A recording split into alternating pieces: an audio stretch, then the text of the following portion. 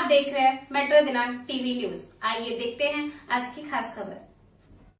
Ward क्रमांक 89 से मंगल शिंदे ने निर्दलीय उम्मीदवार के रूप में भरा नामांकन। चुनावी मुकाबला हुआ रोचक। मुंबई बीएमसी चुनाव के तहत मुंबई के कालीना विधानसभा क्षेत्र के वार्ड क्रमांक 89 में राजनीतिक हलचल तेज हो गई है, क्योंकि शिवसेना से टिकट न मिलने के बाद शिवसेना नेता मंगल शिंदे ने निर्दलीय उम्मीदवार के रूप में अपना नामांकन दाखिल कर दिया और चुनावी मैदान में उतरने का ऐलान कर दिया और उन्हें नारियल चुनाव चिन्ह मिला है। वर्षों से समाज सेवा में सक्रिय रहे मंगल शिंदे ने क्षेत्र में सामाजिक कार्यों के जरिए अपनी मजबूत पहचान बनाई है। हाल ही में उन्होंने वार्ड में कई विकास कार्य करवाए थे, जिसे स्थानीय नागरिकों से अच्छा प्रतिसाद मिला था। नामांकन दाखिल करने के बाद हमारे संवाददाता ने उनसे मुलाकात कर उनके चुनावी एजेंडे को लेकर बातचीत की, जिसमें उन्होंने क्षेत्र के समग्र विकास को अपनी प्राथमिकता बताया और कहा कि यदि जनता ने उन्हें मौका दिया तो वे कालीना इलाके के लंबे समय से चली आ रही पानी की समस्या को गंभीरता से हल करवाने के साथ साथ सुरक्षा के लिए हर मोहल्ले में सीसीटीवी कैमरे लगवाए जाएंगे। उन्होंने यह भी भरोसा दिलाया कि वार्ड की हर समस्या को जमीनी स्तर पर समझकर उसका समाधान किया जाएगा। बता दें कि इस वार्ड से शिवसेना के राजेश नाइक, शिवसेना यूबीटी के गीतेश राउत और कांग्रेस के कमलेश चौरसिया पहले से ही चुनावी मैदान में है। ऐसे में मंगल शिंदे का निर्दलीय उम्मीदवार के रूप में उतरना चुनावी माहौल को और भी दिलचस्प बना रहा है। वार्ड क्रमांक 89 में अब मुकाबला त्रिकोणीय से आगे बढ़कर बहुकोणीय होता नजर आ रहा है। अब देखा जाएगा कि क्या मंगल शिंदे इस वार्ड में जीत के साथ विकास का नारियल फोड़ती है।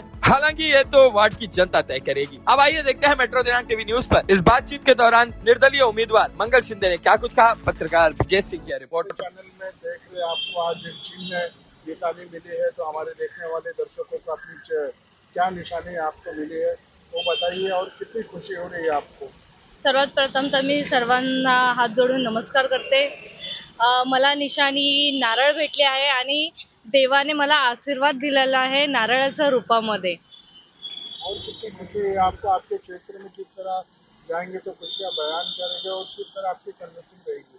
जसं आपण शुभ कार्य करायला जातो तेव्हा आपण पहिला सर्वप्रथम नारळ फोडून शुभ कार्य करतो, त्याच प्रकारे आज मला देवाने प्रसाद दिला असं मी समजते की आता मी माझ्या प्रभागामध्ये नारळ फोडून शुभ कार्य करणार आहे आणि मला खूप त्याची खुशी होते की मला देवाने एवढं चांगलं नारळाचं फळ दिलेलं आहे आणि ते चिन्ह माझं म्हणून मलाही झालेलं आहे। आपका जो प्रचार है रैली वो कभी से निकलने वाली है, इसका हमारे चैनल के माध्यम से जानकारी। माझा प्रचार जे उद्या 4 तारखेपासून प्रचार माझा चालू होणार आहे आणि ऑलरेडीच माझा प्रचार चालूच आहे। किस किस कार्यालय में आपका क्षेत्र में ऑफिस है, कार्यालय कहाँ है। आता माझं तर 89 मध्ये मी नवीन कार्यालय ओपन केलेलं आहे जे इलेक्शनसाठी आणि 1-2 तो कार्यालय माझे ऑलरेडी आहेत।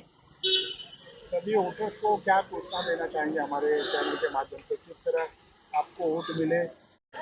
ज्या प्रकारे जी कामं प्रभागामध्ये चालू आहेत आणि खूप वर्षापासून म्हणजे मी कार्य करत आहे त्या कामांचं मला लोक कौल तर देतीलच की कामांच्या माध्यमातून आणि ज्या प्रकारे जे आधीचे कामं झालेले आहेत ते मला वाटत नाही की ते यापुढेही देखील कामं करतील। क्या लग रहा है आपको, आपको वहाँ की जो स्थानीय जनता है उनके लाएगी कितनी आपको मला भरोसा आहे, मिलेगी। मला भरोसा आहे माझ्या स्थानिक लोकांवरती, जनतेवरती की ते नक्कीच माझा विचार करतील आणि त्यांनी एक चान्स मला दिला तर मी 5 वर्षामध्ये आणि माझे पुढील देखील वर्षामध्ये मी जसं माझं कार्य आधीपासून चालू आहे तसंच माझं कार्य पुढे देखील चालू राहणार। क्या क्या कार्य आपके क्षेत्र में करोगे अगर स्थानीय लोग वहाँ पर आपको मौका देते हैं तो किस तरह।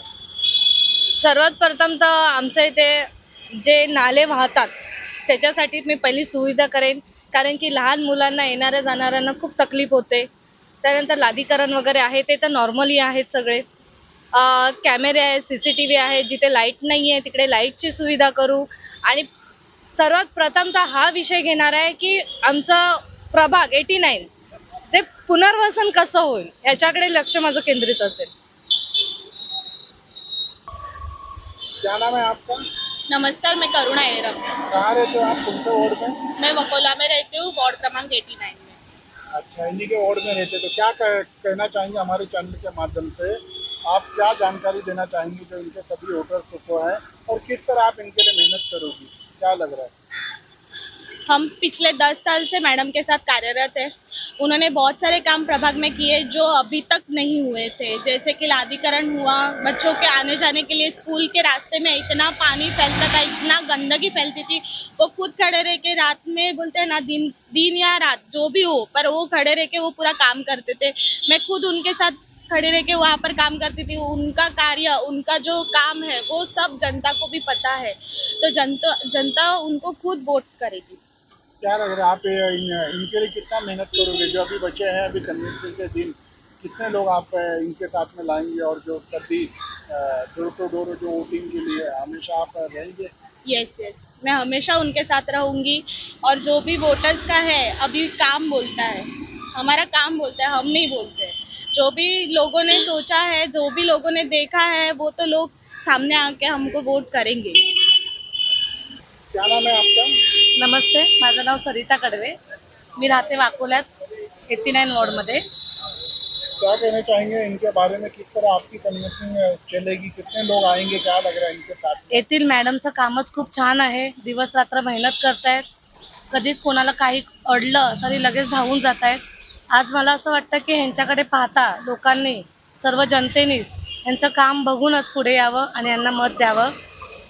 नारियल निशाने मिली, कितने खूप आनंद झालेला आहे आम्हाला. आज चांगल्या दिवशी श्रीफळ दिलेलं आहे. आज देवीनीच कौल दिलेला आहे.